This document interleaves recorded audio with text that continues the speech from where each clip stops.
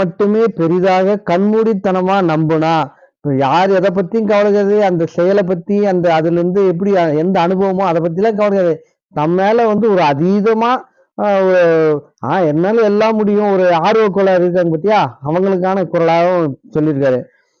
பிறருடன் மனம் விட்டு பேசாமல், அதாவது நல்ல நட்பு கூட பழகாமலும், தன்னுடைய சொந்த பலத்தை அறியாமல், நமக்கு எவ்வளவு கெப்பாசிட்டி இருக்கு, நம்மளால எவ்வளவு முடியும்னு தெரியல.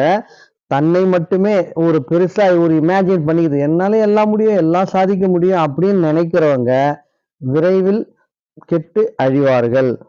சரி, இதுக்கு இன்னொரு உதாரணமாவும் சொல்றாரு அடுத்த குறள்ல.